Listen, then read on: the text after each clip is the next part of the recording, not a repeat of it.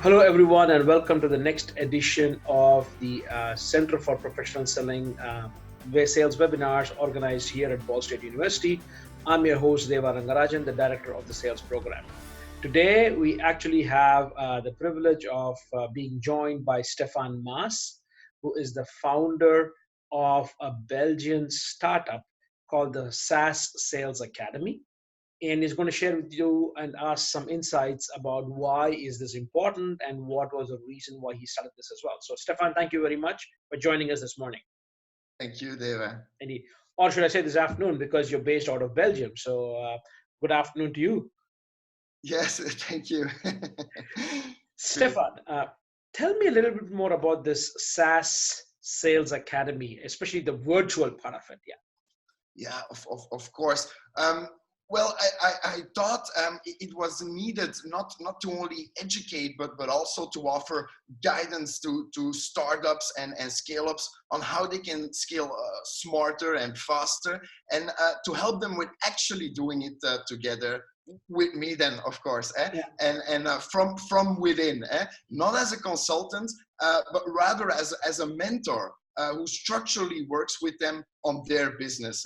I noticed a lot of startups and scale-ups struggle with building a lean, scalable sales machine. And I know this from first-hand experience, since for all my career, I have built those sales machines myself over and over again. For plenty of well-funded scale-ups.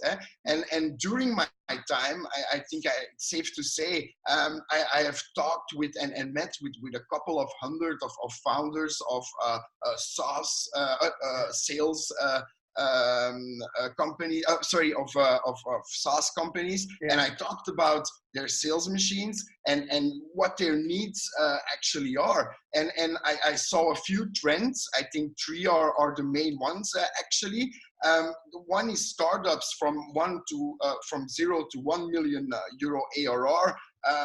Frequently lack the budget or the timing isn't right yet to hire a full-time and dedicated head of sales. So ARR would mean annual recurring revenues? Yes, exactly. That's more or less how I weigh it or how I segment. No, because the audience might not know what ARR. So essentially ARR is where, because it's SaaS, do people keep coming back, and it's repeat business that we're talking about, and essentially looking at 0 to 1 annual recurring revenues. But I guess, sorry for interrupting, but I just wanted to make sure that. Worries. Typically that those numbers going from 0 to 1 million ARR typically implies or goes together with certain challenges in their growth stage and process. As I was saying, commonly the timing isn't right yet, or they lack the budget to hire a full-time and a dedicated head of sales.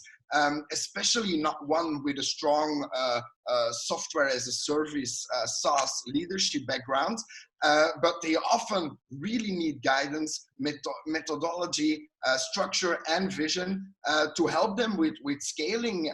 It's quite a decisive stage, a make it or a break it kind of situation. Then secondly, I noticed that in the second stage, or what I deem as the second stage, is from going from 1 to 5 million euros annual recurring revenue.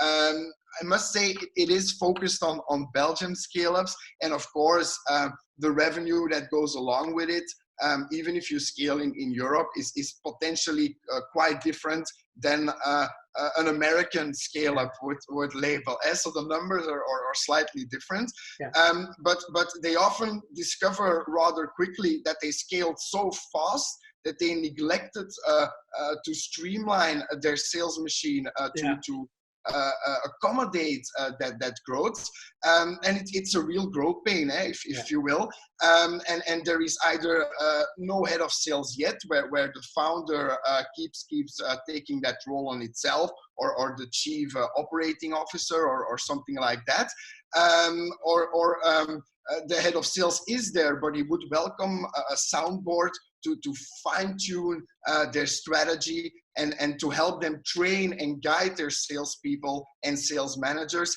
and of course build the lean, scalable sales machine. And then finally, I think that's really important for my market. It's quite common too for mid and especially high ticket software as a service companies to have every type of sort of brilliance on board, going from brilliant data scientists to rocket engineers, but they regularly lack the senior SaaS sales leadership actually to provide that, as I mentioned, methodology, structure, and vision. And most of my customers are tech, even high-tech companies, where all of the above is a rule of thumb rather than an exception. I can assume that everybody who is in the SaaS business will confirm this. And combined with the service that I considered a missing link, actually, being head of sales as a service. And my mission there is to solve all of those problems at once. And meaning my students can work together with me on their sales machine as short or as long as they want to.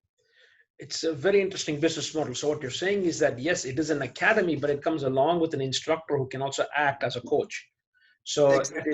it is not just coming and saying, here are the concepts, but actually you're also going to be there to make sure that the concepts that you discuss are applied in line with the business kind of requirements of these either 0 to 1 or 0 to 1 million euros or 1 to 5 million euros recurring revenues, ARR. Exactly, and every company is different, and I wanted to be offered. I wanted to offer something really tailored, which inclines that I really understand that I understand how their business works, or that I take the time to do so. I don't believe in the SaaS blueprint, which is like there's a theory or a thought leadership group that says, okay, SaaS blueprint, yes, but it has to be quite tailored to every unique business. And there's a lot of inspirational coaches out there. They're amazing. I follow them too. They're great. But what happens then? You know, you're inspired. You go yourself as a founder or as a CEO, or you send your people. They come back. They're super excited. But the guru never joins you. You know. And per definition, my business is less scalable. But this is what I love to do, to really go into depth. And what could be a way to scale it is to find in the future similar-minded people who want to do that under my umbrella brand or something. But my time is limited to 5 days a week. So that means I can only counsel a couple of companies at the same time. And then I have some time left to do the academy sessions and so forth. So I indeed build like a lean, or I teach them in a few sessions, one-on-one sessions, one company at the same time, how they can then scale their business. And afterwards, they commonly say like, okay, we learned a lot, but please help us implement this further, come to a sales plan, growth strategies, stuff like that.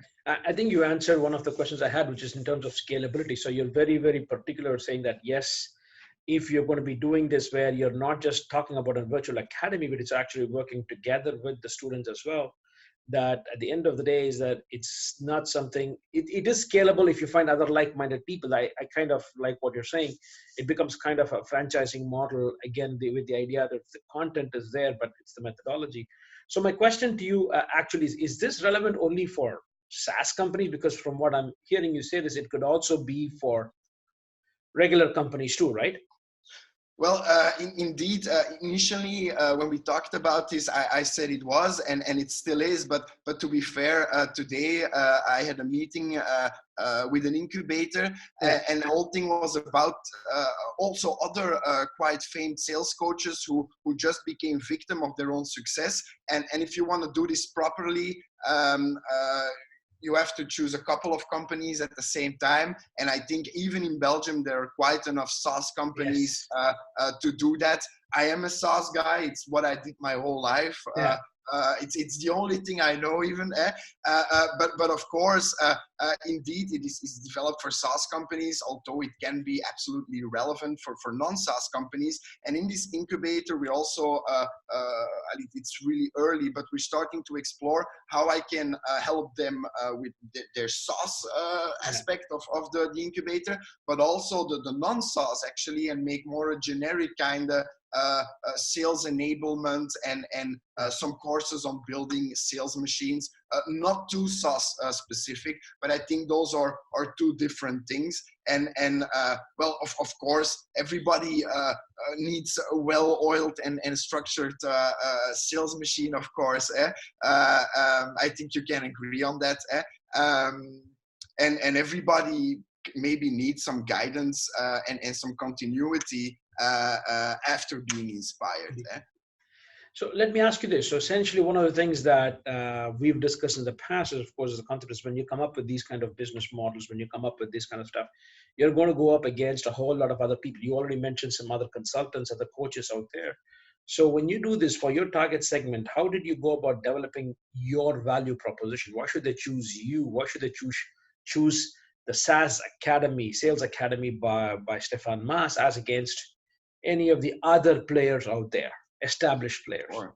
I think first of all, it's an and thing, of course, because I think I would advise everybody to go to these great inspirators before they come to me. It also makes our job easier to actually do the implementation. Now currently, I'm mainly targeting Belgian SaaS companies, as mentioned, of 0 to 1 million, 1 to 5 million euro ARR, which are the two main segments where this track is designed for, because I know it's a real pain for many. And above that level of annual recurring revenue, I expect scale-ups to have a well-oiled sales machine. If that is not the case, they're most welcome to, of course, to join me or to work with me. But I personally feel these two segments or their equivalents in non-SaaS companies will benefit the most from what I have to offer, and the needs and pains is just the greatest here, I think. And then, of course, the ambulance is passing by. Good, it passed. With traditional training and sales gurus, there are exciting and great inspirational sessions, but very few are aimed at SaaS sales, and none offer that level of continuity after the track ends. And even if they do, I have one main competitor who you would say he's in the business for years, and I'm the new guy. But I hear from other customers he has the same problem, the scalability of things. If you want to do this well, you just have to be there one-on-one. There's only so much you can do, of course. And the same goes for me. It's like those who teach don't do, and those who do don't teach. And I try to bring the best of both worlds together, actually, by bridging or combining both experiences, actually. And what startups and scale-ups really need, in my opinion, is yes, inspiration and methodology, but even more help with the actual implementation. They just need that continuity, and I try to offer that to them. Fair enough.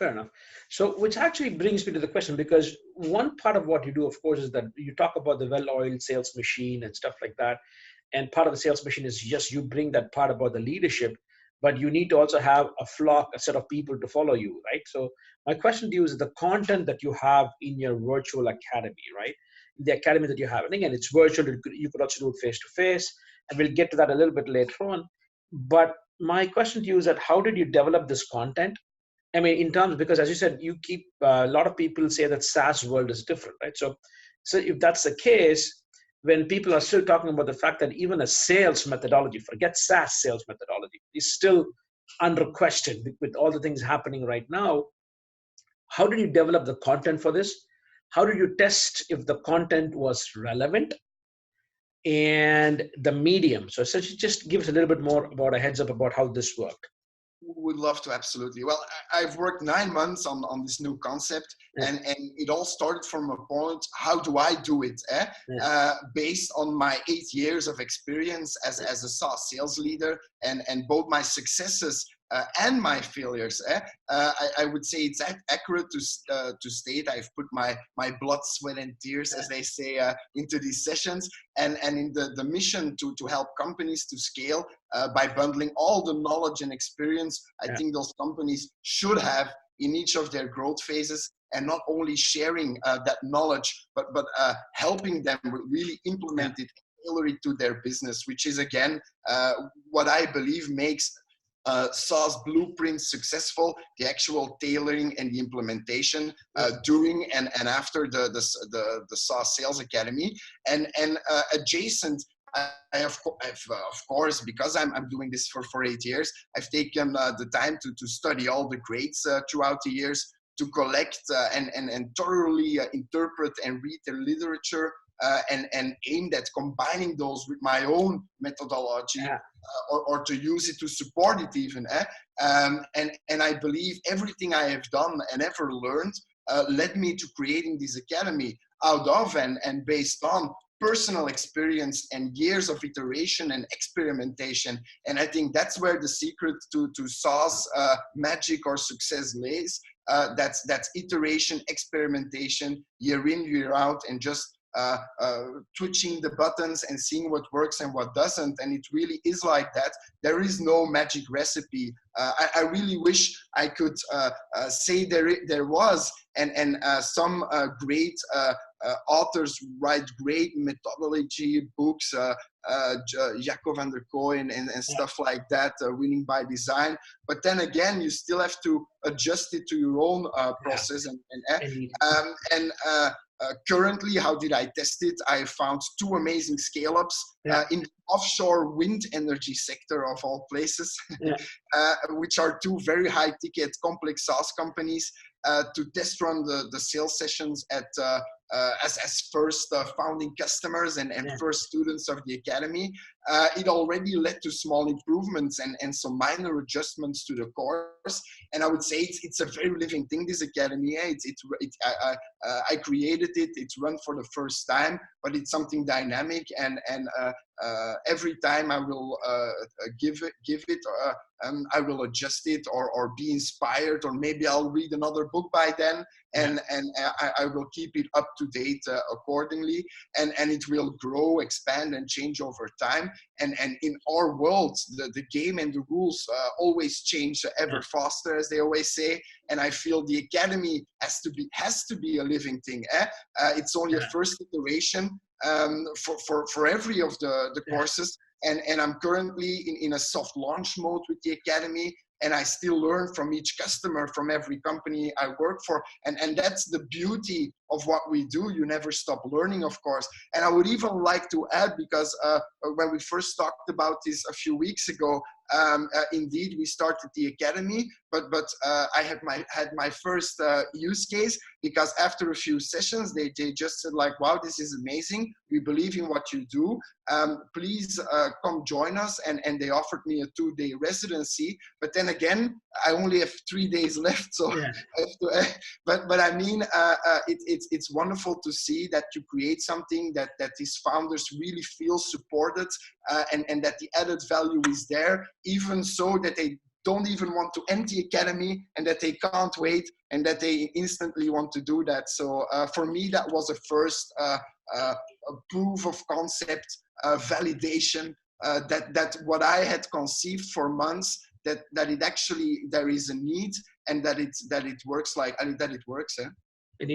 actually, Stephane, that's a very interesting point that you mentioned, because of the fact that yes, there are good books out there, but you need to adapt it according to the business conditions of that, and that's pretty much where the value that you bring in.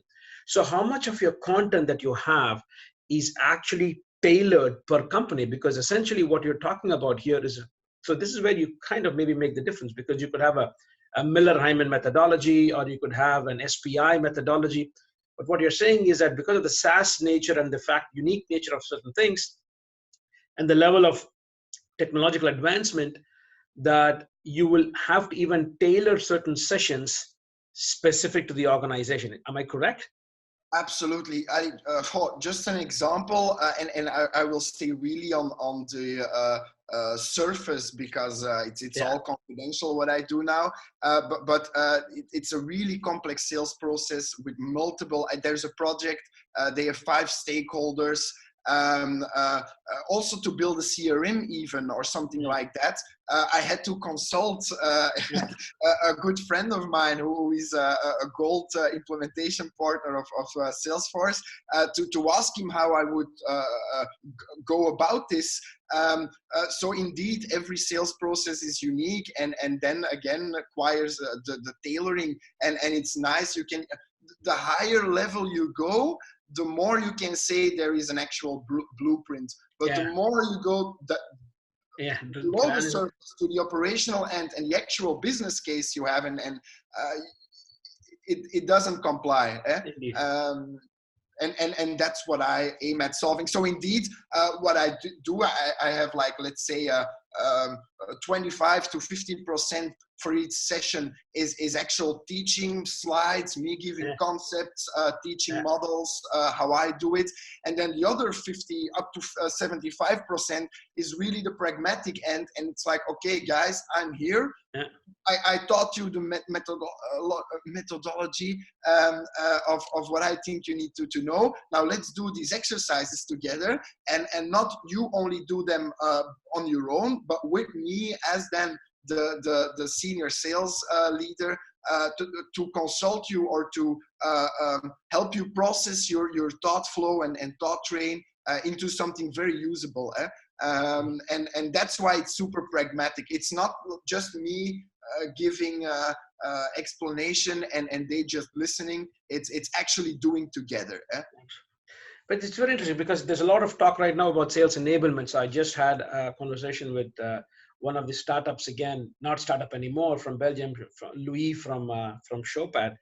And I think one of the things that, of course, they are a platform, but I'm assuming that the content that you're developing can eventually become part of sales enablement too, right? That is, there's a lot of content that can be used as preparing your salespeople and enabling them to be successful, correct? Absolutely. First of all, it was a great episode. I watched it, and indeed, it's relevant, or it touches a bit what I do with sales enablement, but what they do more the content and the inside side, and I do more the operational, this kind of things. And absolutely, the academy has multiple purposes. It is also intended to serve and address sales enablement specifically. For me, that is an essential part of building a modern sales machine. And it is also made to enable managers to board and train new or the current people they have in-house in a structured way by developing the methodology to do so together. Based on the academy and my experience, with the option on me training people as well. And then again, it's a rule of thumb. We can create a custom model and we see what their needs are. And again, no two companies are the same. And it's developed so new or not yet trained sales reps or customer success managers can come to my academy in small groups to go through the tracks other company members have had already. Which would make the academy a part of boarding people into SaaS companies or enabling them with disruptive selling. But then I'm, of course, building an actual training center and stuff. And of course, I can do that. But right now, the focus is more like going with founders, helping them or head of sales to scale that business. And indeed, I can train their people as well in some kind of custom track. In the project or in the residency we agree upon. And the desired outcome of this academy is to inject the knowledge into the business and to do a first iteration on every topic together. And yet ultimately the academy is aimed at continuing with building that sales machine together with a sales plan and a sales playbook to enable current sales teams and newly hires to shine as bright as they can, they possibly can, and all under my continuous or project-based guidance and mentorship after the academy ends. However, that is not a requirement at all for attending the academy. Let that be clear. So it's totally disconnected, but it's a logical A and B kind of thing. First you do one thing and then you can do the continuation thing. Great. And yeah, my academy is multi-dimensional like that, and it's designed for founders, for managers, and current or newly hired sales reps to learn the basics of building a basic and an advanced sales machine. And yes, also 2 ways of enabling your sales and your managers. Indeed. Well, so Stephane, thank you so much. I think it seems very interesting what you're looking at and what you're planning to do as well. And as you scale up yourself, it's going to be very interesting, because when you talk about you're a classical example of, yes, you might have some of your content on a SaaS space, and whereas on the other hand, you have the kind of the coaching part of it, which is face to face as well. So essentially, you're looking at a blended kind of concept that you're providing to your customers. But I guess, as you correctly said, I think the way I'm assuming you're seeing this is that after creating enough modules, when you have enough number of customers, so that you have segments by segments, you can actually say there's a lot of content that, like Netflix, I assume that you're planning this like a Netflix, saying, okay, here is the basic levels that everybody needs to get in, and anybody who wants to get a higher level can actually start asking us for more customizable content, or having Stephane come in and give his advice based on that. So your model is going to be a kind of a dual model. But again, as I said, you need more number of examples for you to work with to get proof of concept, correct? And all the way up to that they can say, even if they have a senior sales leader, like come one day a week to do that soundboard and stuff like that. So I really try to do the 360 kind of thing. And as you say, if you do 360, that's a lot of contents you need to cover. Yeah. And I started humble and with a solid foundation, as you deducted very intelligently, and I will continue to build on that. That's indeed my plan. Absolutely. And yeah, to end on a thankful note, Dave, thanks for the opportunity and invite to make this episode with me. I would even say, when people don't know that, of course, this closes a circle where years ago you were my teacher, and I was greatly inspired by your classes and your passion for sales and sales management. And I would say that going through them uplifted my career and my thinking as a sales leader. I really sincerely mean that. That's why we're still in contact, and I followed you ever since. And you've always been very patient with me as your student, and most kind ever since, like only any real teacher would, I would say. And thanks for being you and doing what you do. Thanks, Stephane. I think it's wonderful. So essentially, that's one of the things maybe I don't want to bring, because at the end of the day is that you are who you are because of all the efforts, what you've learned on the field as well. So, but again, it was a pleasure having you here to try to see people who were there in your class before probably do a fantastic job, adapt what it is to new situations, new circumstances, and nothing pleases a kind of a teacher more than actually have people in their audience actually do a fantastic job being successful and actually doing things that they are doing themselves, but probably better as well. So I think it's really, really nice from that perspective. So, and to add, actually, the reference I made to the guy I asked for consultancy about the CRM, the complex CRM, was Kassim El Bastani. Yeah. And that was a classmate of mine, and we always stayed in contact as well. We were the 2 youngest back then in the class. Yeah. But you see, not only was it inspirational, it also added quite a network. Absolutely, that's the best part indeed. Stephane, so thank you so much. Good luck in everything that you do, and I hope to hear more and see favorable things about your academy as well. Oh, well, great. Thank you so much. Bye-bye. Bye.